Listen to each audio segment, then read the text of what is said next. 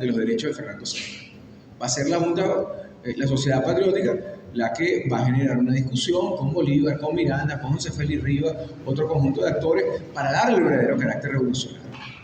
Pero, y esto es, como siempre, Manuel lo sabe, yo soy un provocador de oficio, ese proyecto no es un proyecto histórico, es un proyecto político de sustitución de una clase política económica por otra.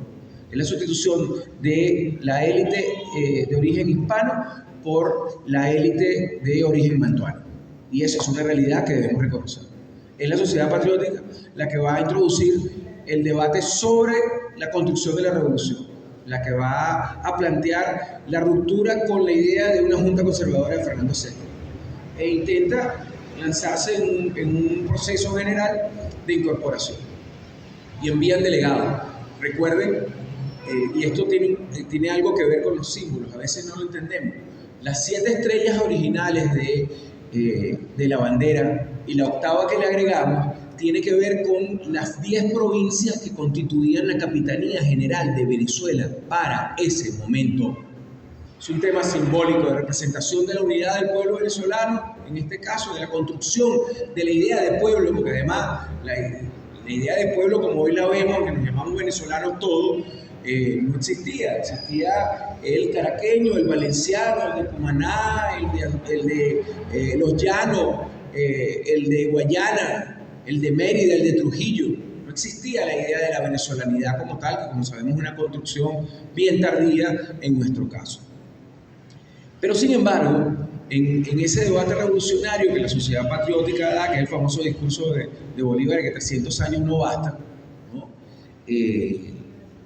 Se envían delegados desde esa Junta Patriótica. Se envían delegados a Coro, se envían delegados a Guayana, se envían delegados a Maracaibo. Coro y Maracaibo no se incorporan por razones Coro de tipo histórico.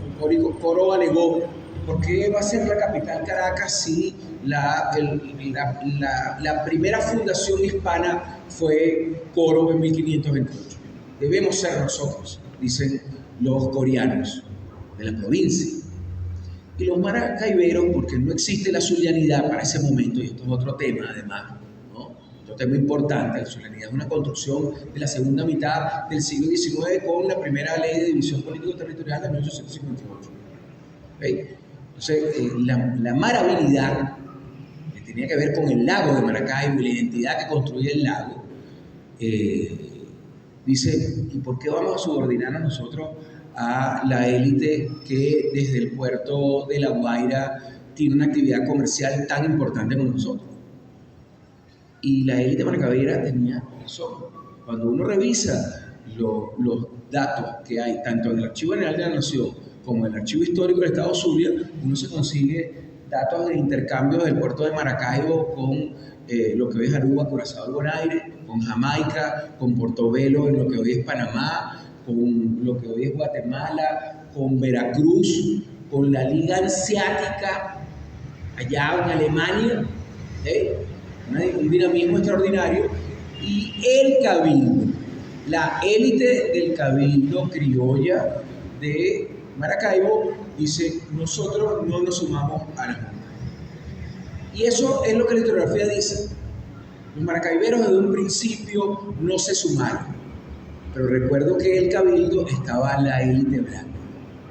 Hay registro que nosotros rescatamos, querido Manuel, cuando hicimos las memorias de la insurgencia, a través del análisis de los textos que estaban secuestrados por la Academia Nacional de Historia de las causas de infidencia. Son 40 y pico de tomos.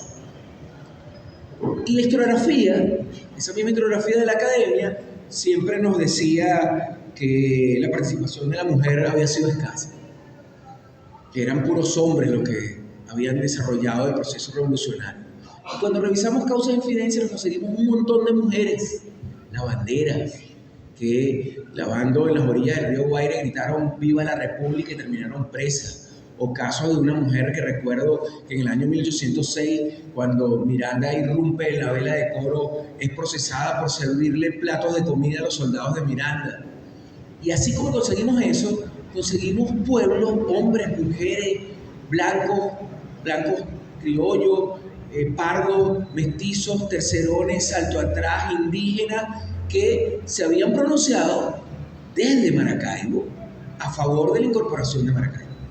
Pero como la historia siempre la manipula y la domina quien ejerce el poder, la historiografía caraqueña e incluso la historiografía maravina dice que la provincia de Maracaibo se negó rotundamente a la incorporación al proceso de independencia.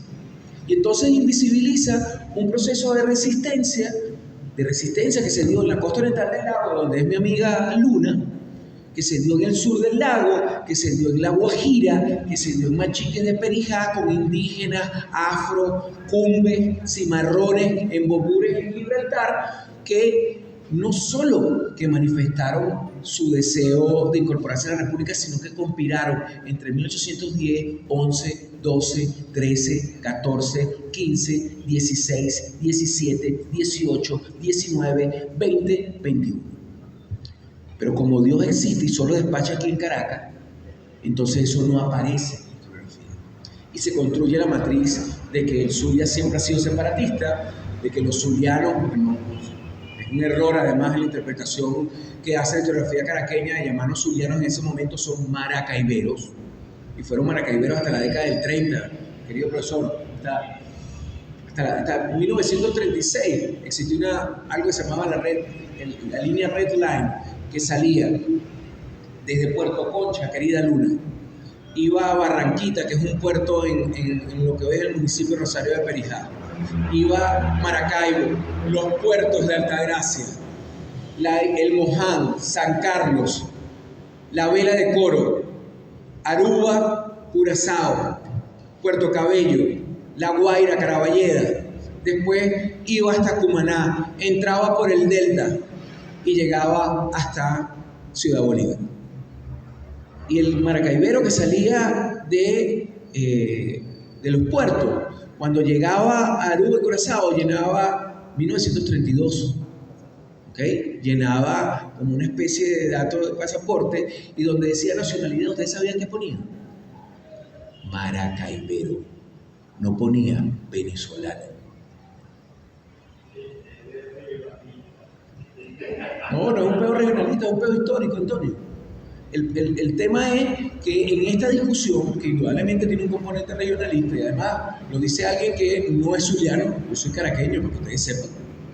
Nací aquí, me fui a los 15 años de aquí, tengo 40 años, voy para 41 viviendo en el sur. Y entonces son cosas que la historiografía oculta, porque repito, Dios existe y despacha solo en Caracas. Entonces esa misma historiografía que aquí solo existe y despacha solo en Caracas, invisibiliza eso. Entonces invisibiliza toda la resistencia, todo el proceso de conspiración, porque Maracaibo siempre fue clave.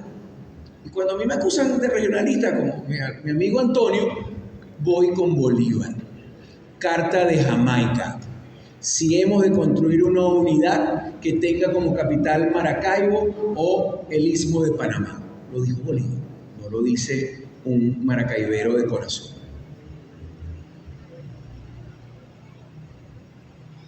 O vamos a acusar a Bolívar también de ser regionalista. Me encanta cuando produzco este silencio. Entonces la historiografía lo oculta, y ocultó eso, y de ahí se construyó una matriz que es sumamente peligrosa hasta el día de hoy, que es la matriz del excepcionalismo regional del zuliano.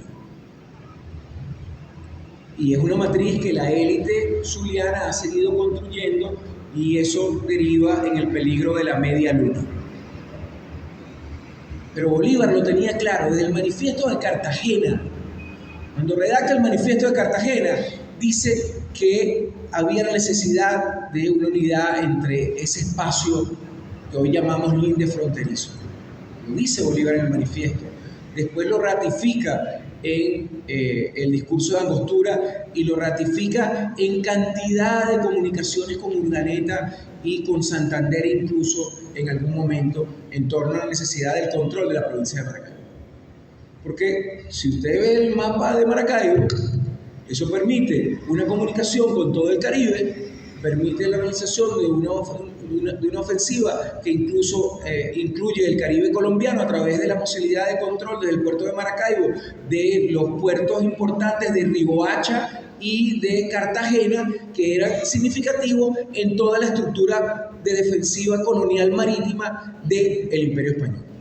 Bolívar lo tenía claro, aunque Bolívar no era talasocrático, es decir, no tenía una perspectiva muy amplia sobre la importancia del papel del mar en la ejecución estratégica. La tuvo después, pero inicialmente no.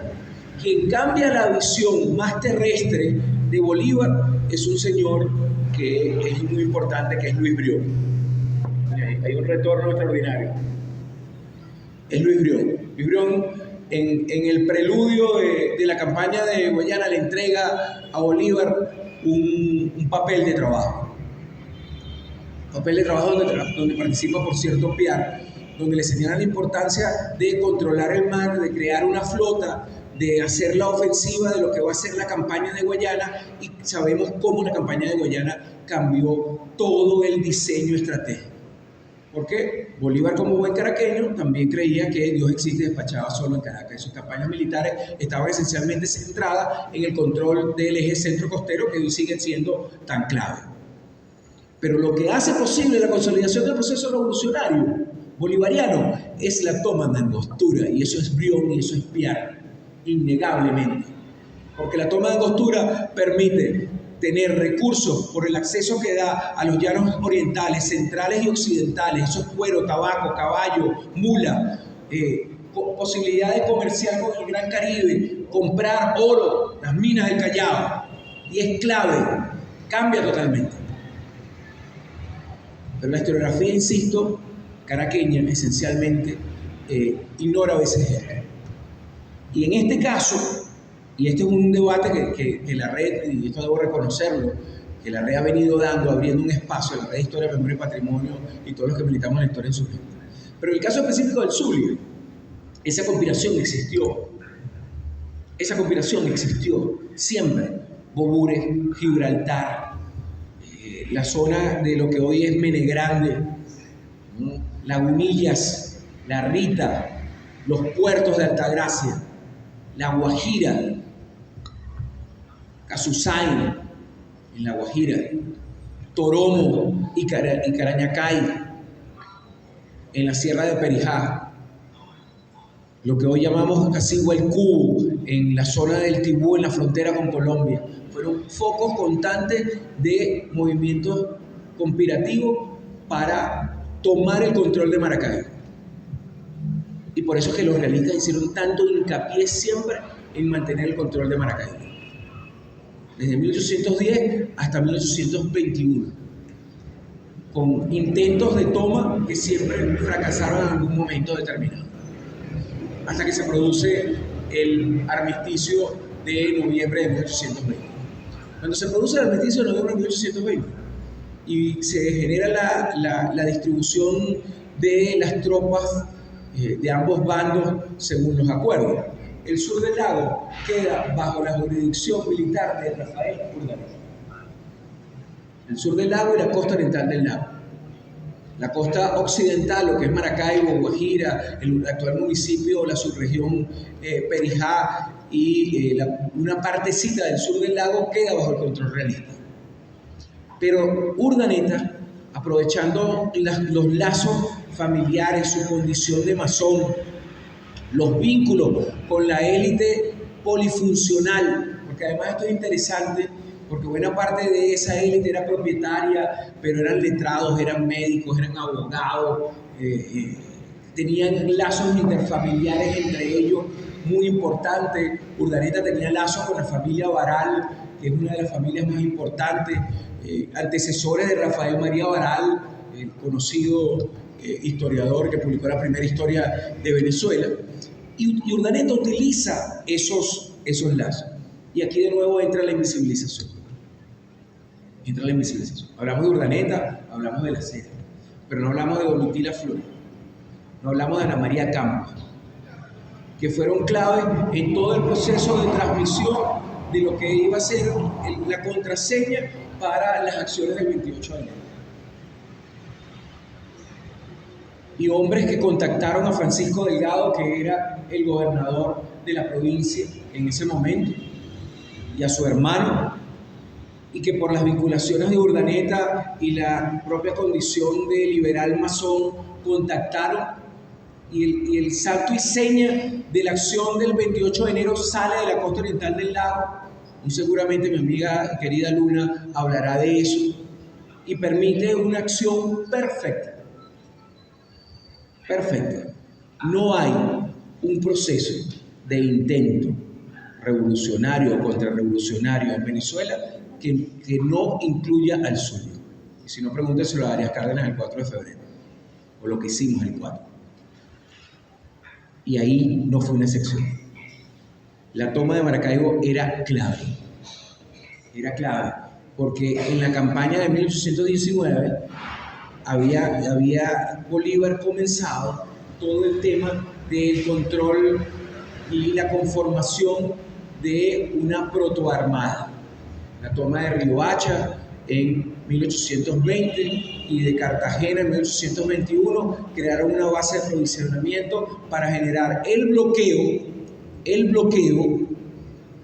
para evitar que llegaran los suministros a las tropas españolas asentadas en Maracaibo, ¿okay?, asentadas en otras partes del país, en Caracas, por ejemplo, ¿no?, en Coro, y fue clave la toma de Maracaibo.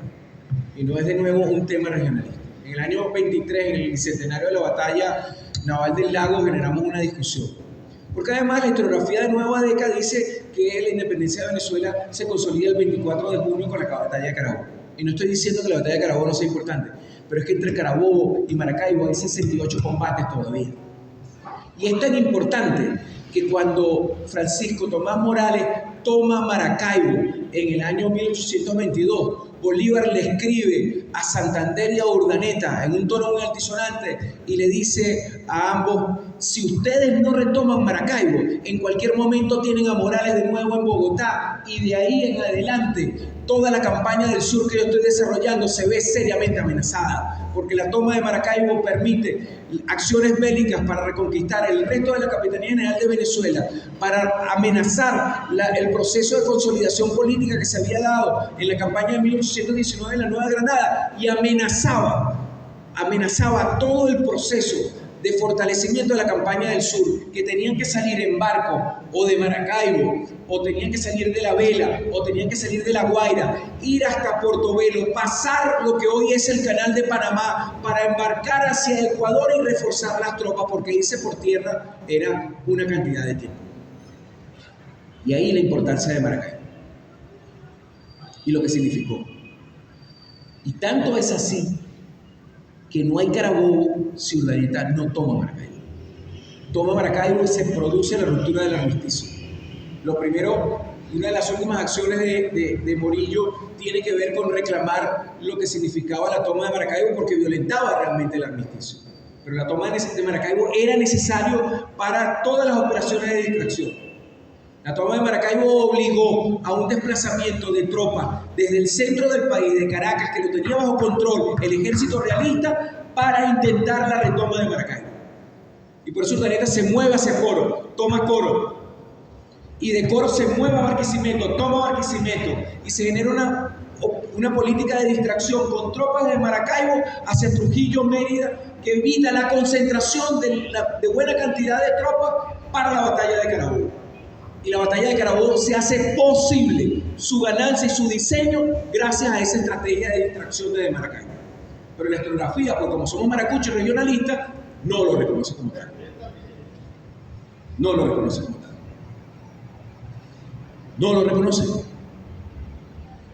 Tengo un amigo que es diputado, que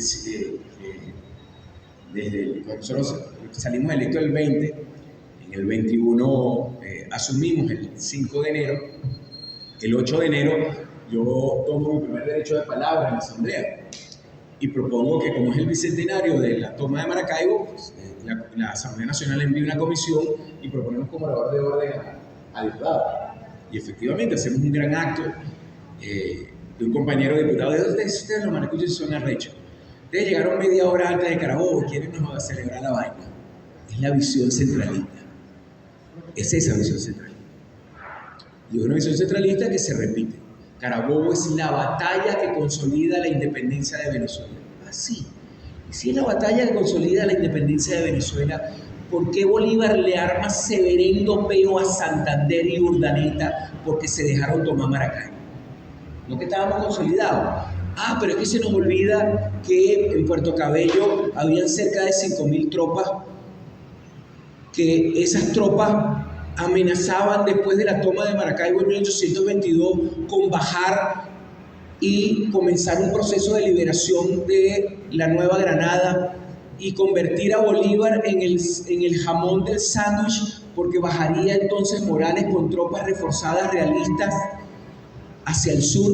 Bolívar estaba todavía entre Bomboná y Pichincha, y recordemos que Lima estaba bajo el control todavía, la fortaleza del Callao seguía siendo una fortaleza, no se había dado Ayacucho, que se dio tal fecha como el año pasado, y por lo tanto Bolívar se hubiese convertido en el jamón del sándwich si no contenía la toma de Maracaibo. Y esto me lleva a un último punto. La bandera representa la venezolanidad. Y la bandera nuestra no representa toda la venezolanidad. Porque la Constitución de 1811, la primera, artículo 128, si no me falla mi memoria, dice: incorporadas las demás provincias que faltan, y las nombra: Coro, Maracaibo y Guayana gozarán de todos los derechos de las provincias que se incorporaron en la promulgación de esta Constitución. Y el decreto que después Bolívar va a hacer de la 8ª estrella está basado en ese artículo de la Constitución de 1811. Entonces la bandera nacional no es una bandera nacional, porque ahí no está sino representadas 8 de las 10 provincias que constituían la venezolanidad y constituyen la venezolanidad. Y no es un problema regionalista, es un problema histórico simbólico. Y es un problema que sigue ahí. Esa bandera no representa toda la venezolanidad. Y cuando no la representa, entonces ese regionalismo exacerbado que existe es el que apuesta al secesionismo, al separatismo, al complot. Porque la venezolanidad es una construcción antropológica, con una expresión simbólica. Y cuando en esa venezolanidad, contraviniendo, insisto, lo que el constituyente de 1811 señalaba sobre la igualdad de derechos de todas las provincias cuando hicieron su pronunciamiento, y Guayana lo hizo en 1817-18, Coro y Maracaibo lo hicieron en 1821, entonces tenemos una deuda histórica que no tiene que ver nada con regionalismo. Cuando intentan reducirlo al regionalismo, reducen por lo tanto el debate de lo histórico. Y esto no tiene nada que ver, insisto, con un tema de orgullo regional, sino con un tema histórico. Termino con la frase de un gran filósofo, porque esto es todo, amigos.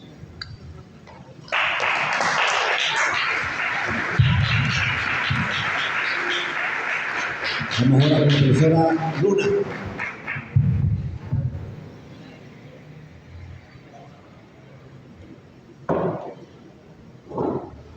Bueno, maravillosa disertación del amigo, camarada, hermano de lucha y de encuentros. Teniendo experiencias de construcción, nos damos el tiempo de hacer mención de que estas oportunidades, como establecer este espacio para el encuentro, son mágicas. Que el momento histórico y nosotros como sujetos y actores para construir la historia no nos debemos de permitir fallar. Y hoy, viendo que referentes de luchas se nos van, tenemos que multiplicar desde el compartir, pero también generar producciones para la futura generación. Hablar de todos estos hechos históricos no es de suma importancia crear mecanismos para la difusión. Bueno, tenemos la tecnología multidesarrollada, podríamos decir, si es el elemento en cuestión, ¿no? Pero lo que decía el compa nos lleva a tener un elemento a desarrollar. Y pude compartir un debate con unos compañeros en Valencia referente a este tema. Cómo nosotros, viendo armisticio, guerra, muerte, explotación, porque no vemos de que el sujeto en ese momento histórico no era explotado, más allá de su integridad humana, porque para ellos no era la explotación, sino simple masas que se sumaban a una causa, quizás unos con un ideario ya marcado, pero aún así no tenían visión. Algunos dicen que no tenían visión de lo que se quería desarrollar. Nuestro territorio implica tener una reflexión con los actores en el momento, de este momento histórico y coyuntural, de refundar procesos. Yo hacía mención y en estas láminas, hice 4 láminas, identificando la incidencia de la historia local para la liberación suramericana de la provincia de Maracaibo. Como nosotros, desde un referente histórico actual, nosotros podemos desarrollar acciones participativas y protagónicas con nuestro sistema actual. Esto nos lleva a tener un referente de lo que era la provincia de Maracaibo. Sabemos que era muy fortalecida, se venía fortaleciendo en su sistema económico, productivo, cultural. Ya tenía marcada como potencia su región. Pero desde un análisis, según la Borges, tiene unos elementos como premisa. Y me disculpan aún así lo pausado en el expresar. Nosotros, pudiendo generar líneas de investigación desde nuestros sistemas educativos, podemos insurgirnos más en el tema histórico local. Muy bien lo decía el compañero, todavía falta historia que escudriñar sobre las bases, con los invisibilizados, con las invisibilizadas. Todavía requerimos de historia, pero ya podrían decir, no, eso ya quedó en el pasado. Pero si nosotros desde las historias locales, con un proceso de investigación, cultivaremos, construyendo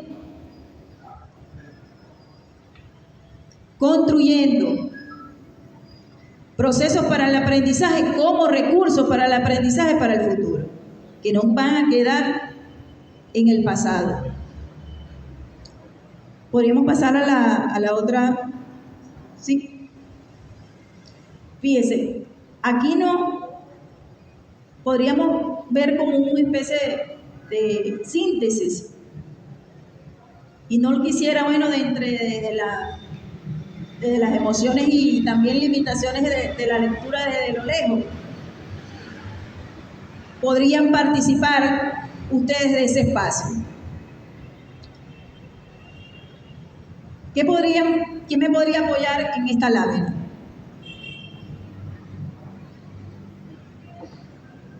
En discursar esta lámina. En la obra de Lombardi no solo proporciona un análisis detallado de una serie de eventos históricos, sino que también subraya la importancia de las luchas locales en la configuración del panorama político y social de Sudamérica. La conspiración es un testimonio de cómo la historia local se conecta con la narrativa más amplia de independencia y liberación. Este análisis invita a considerar no solo los grandes héroes de la independencia, sino también los movimientos de actores locales que, aunque a menudo poco reconocidos, jugaron un papel decisivo en el despertar de la conciencia independentista en la región. Lo tenemos allí. Actualmente surgen y seguirán surgiendo, como lo hizo el comandante Chávez, una esperanza para construir nosotros nuestra historia. No permitimos que otros la cuenten. Nuestra historia. Y tenemos las herramientas, tenemos las fuentes, tenemos elementos organizativos. Ahora, nosotros desde la historia local, pero no solamente la historia local, sino también la cartografía social, para posteriormente nosotros dibujar la nueva geometría del poder. Y eso implica desde estructuras organizadas desde el Estado, como nación, como gobierno, como estructuras organizativas de base. Y estamos viviendo tiempos y fases de organización para el poder. Pero el poder ¿para quién? Para fortalecer nuestro poder popular, que estamos vinculados todos.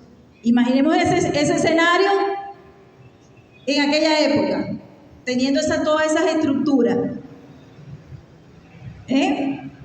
Una organización de un consejo comunal, una organización de una OBC, una organización de un comité, una organización de una estructura de una base de misiones, en aquella época. Y ustedes dirán, bueno, nos vemos esos dos escenarios de la historia. Ahora, una organización de los milicianos. Vámonos allá a ese momento histórico. Estuviesen nosotros, no sería, bueno, las grandes batallas como nos las contaron y las tenemos en los libros. Sería otra historia. Entonces, desde este momento histórico, porfa, la minita, corticos. 3 propuestas. Ahora ya, ¿quién más me puede colaborar? Que no sea el joven. ¿Quién más me puede colaborar? A ver. Crear líneas de investigación para generar narrativas más ampliadas sobre los sujetos, roles y planes de organización de los movimientos y actores locales que intervinieron en la liberación suramericana desde la provincia de Maracaibo como recurso para el aprendizaje. Bien. Tenemos el sistema educativo y subsistemas generando políticas relacionadas directamente con las bases, con el poder popular. Hablamos de circuitos escolares, hablamos de identidad y usos y costumbres, porque no nos vemos allí como pueblo lineal, podríamos decir.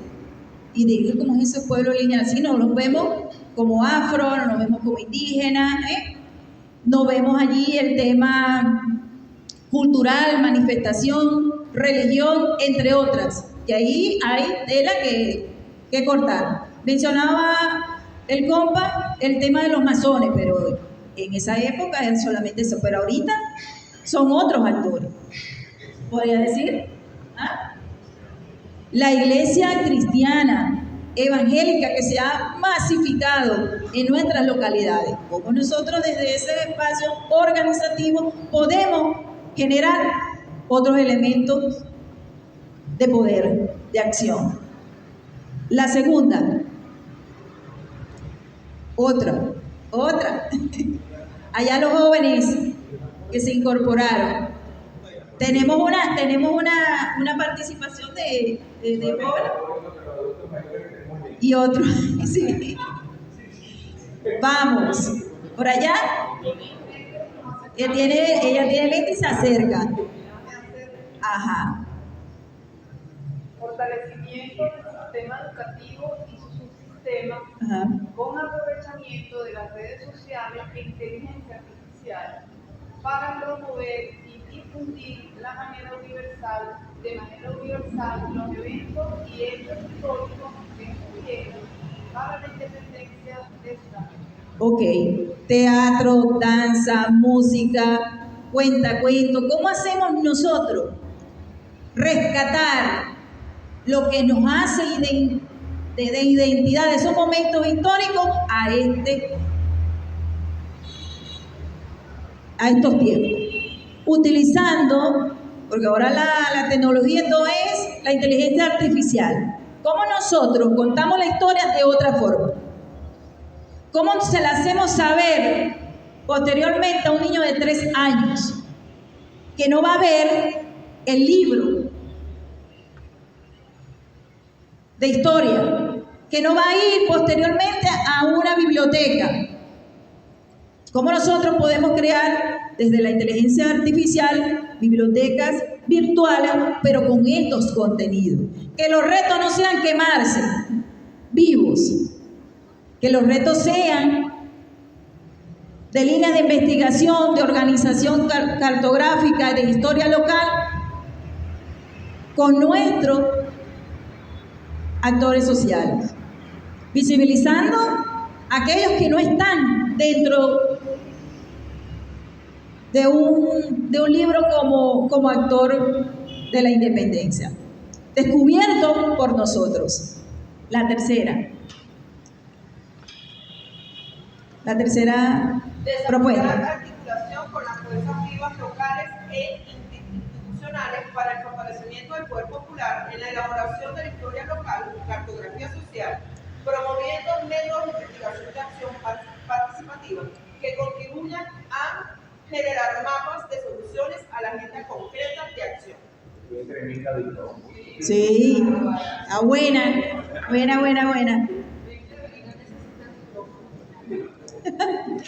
El profe se siente así como intimidado ahí, con esos ojos de águila.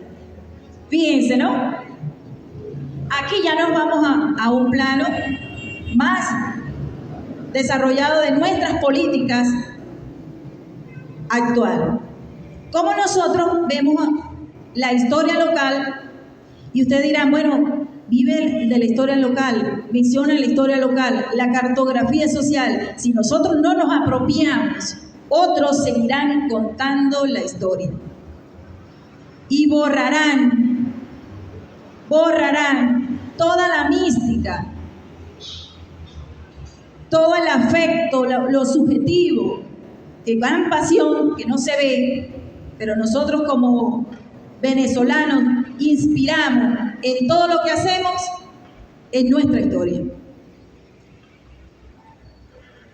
Hablaba ayer con un compañero y me hacía crítica. Luna, pero ¿tú por qué mencionas la cartografía social, la historia local, si es un elemento histórico?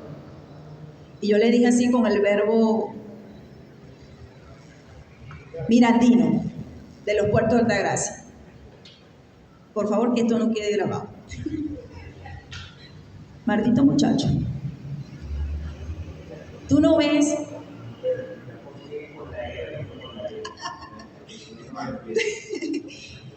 No, son bien aprendidos. Maldito muchacho. Tú no ves que toda la vida nos han negado a ser, que toda la vida nos han negado a construir, que toda la vida nos han creado patrones, que toda la vida han hecho un diseño de cada uno de nosotros. Y si nosotros en este momento histórico no lo construimos, vamos a seguir vacilando como títeres al sistema capitalista. Y ahí se desprendió otra serie de discusión y debate entre un negro y le dicen: si tú eres negro, tú eres afro, no te ves como identidad de este momento histórico. De paso me restregas que soy negro, sí, porque te crees desde tu supuesto intelectual tener la razón. Permítete conocer desde otros escenarios. Permítete conocer desde el discurso no rebuscado con palabras de élite o de palabras que te llevan a pensar que tú eres el conocedor, valga la redundancia, del conocimiento en tema o en cuestión. Permítete reflexionar desde un análisis, pero también desde lo subjetivo. Y bueno, fue sabroso el debate. Terminamos tomando café con leche y pan. Pero, sí, para no ir a otros temas. Entonces, esta presentación, este humilde aporte que se ha sumado por estos espacios y se han llevado a niveles interinstitucionales para masificar y unificar esfuerzos colectivos. Por eso se habla de un plan de soluciones, mapa de soluciones, que sean propuestas de mapa de soluciones. Y en las agendas concretas de acción para el fortalecimiento del poder popular, las historias locales y las cartografías sociales son fundamentales para la organización. Fundamental para la organización. Y bueno, buen día, que sea de provecho esta información. Gracias.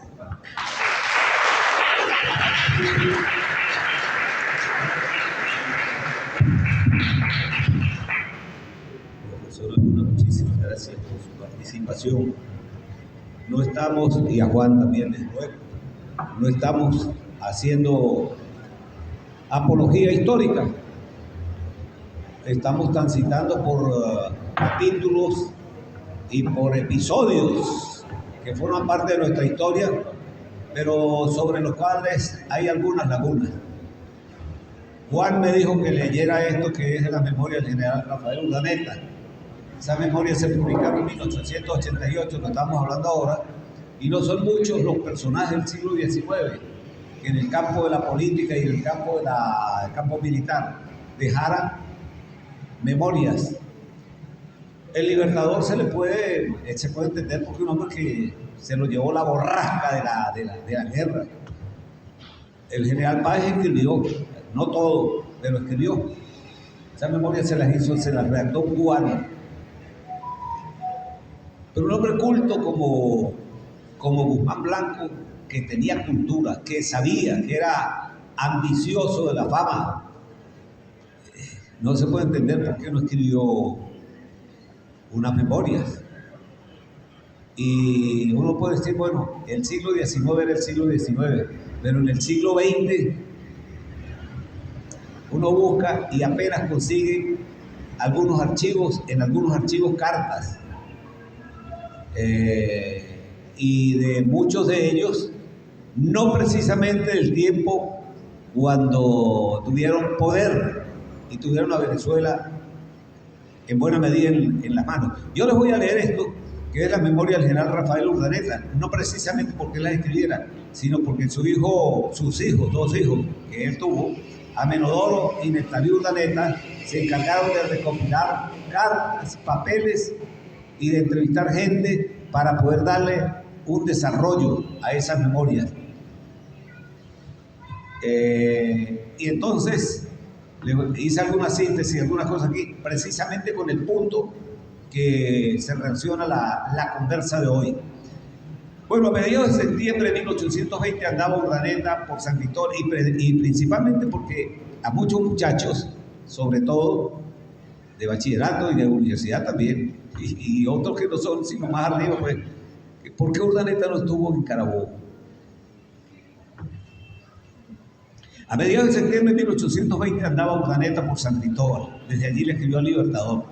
Páez le escribe desde Achagua. Bolívar andaba cerca del río Magdalena, por el Bajo Magdalena, cubriendo todo el terreno que fuera posible para la hora que llegara el momento del armisticio, que ya comenzaba a perfilarse y que quería tomar el máximo de territorio bajo su control.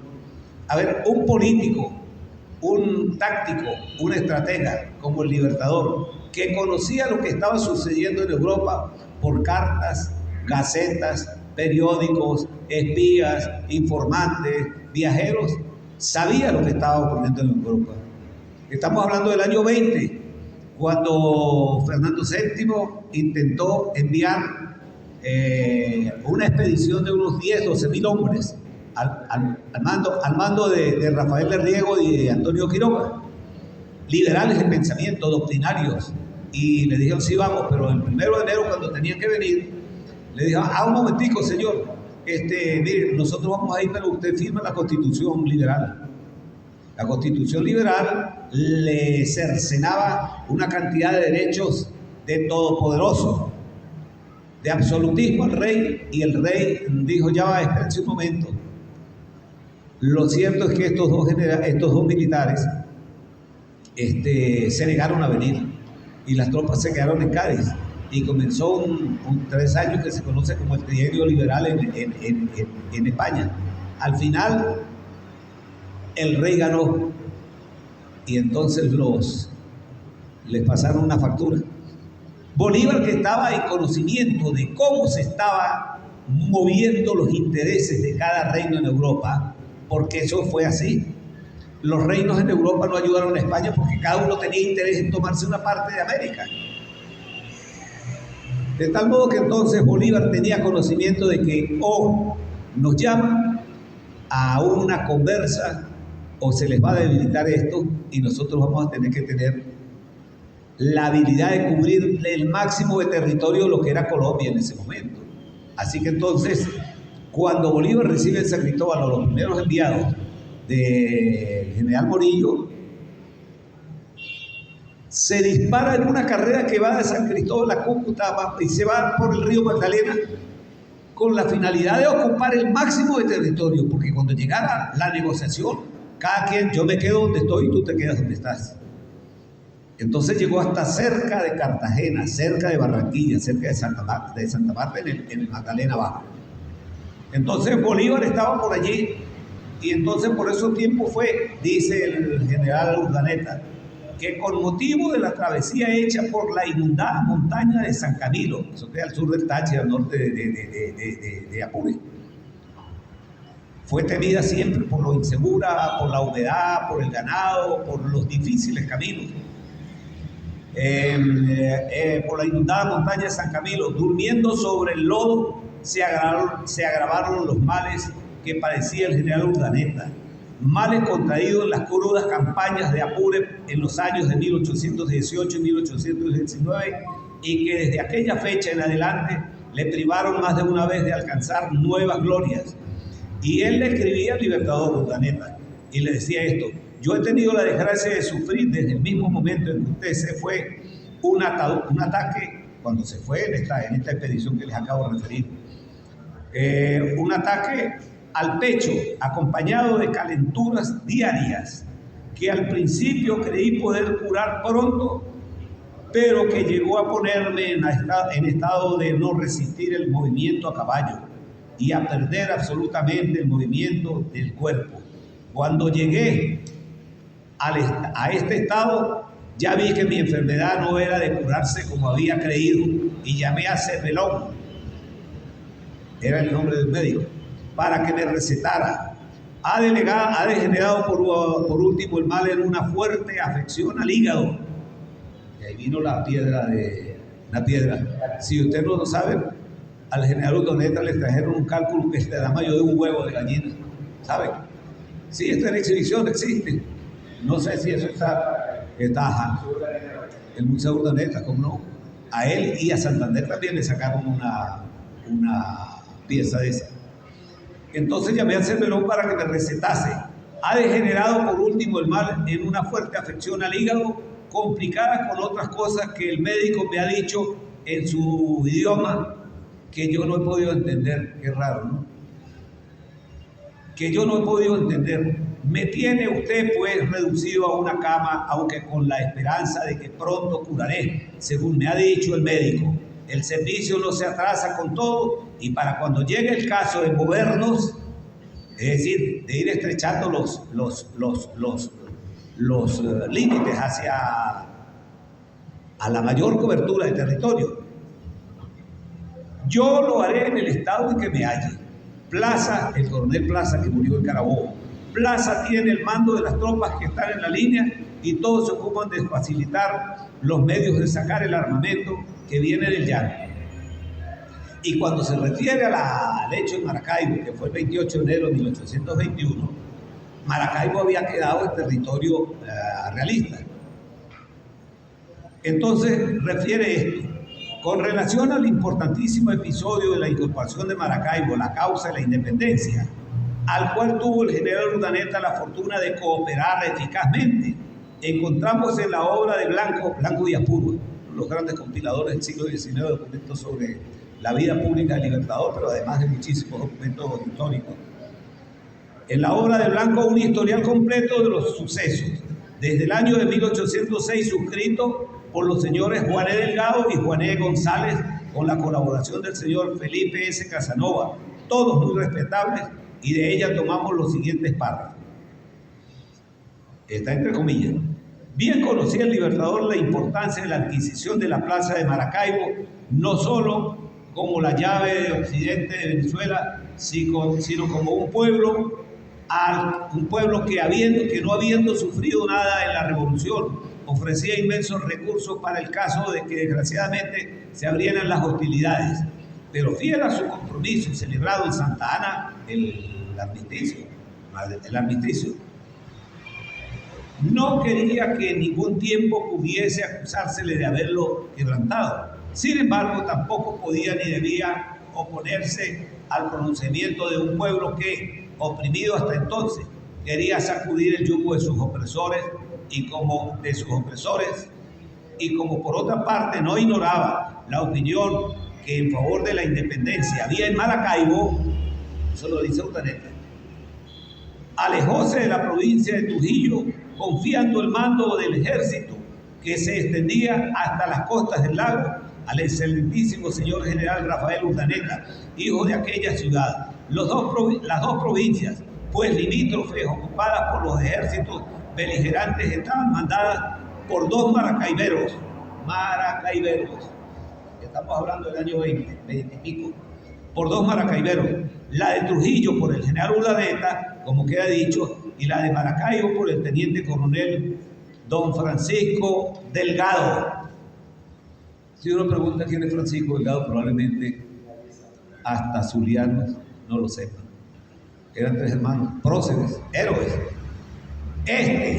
Delgado, como toda su familia, tenía entonces motivos por qué estar agradecidos al gobierno español, que había premiado con distinción y recompensa los servicios que en tiempos anteriores le prestara a su padre.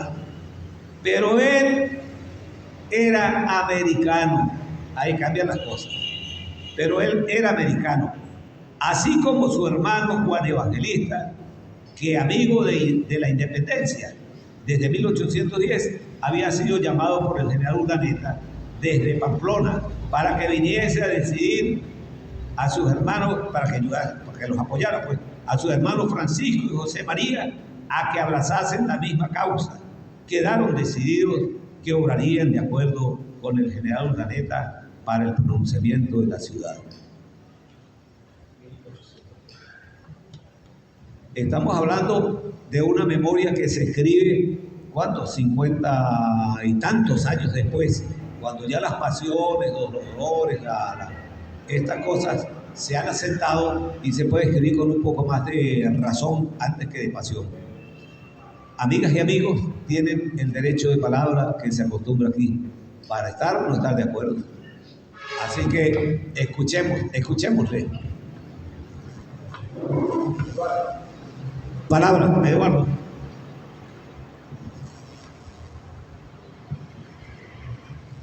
Un abrazo para todos. Excelente conferencia que dio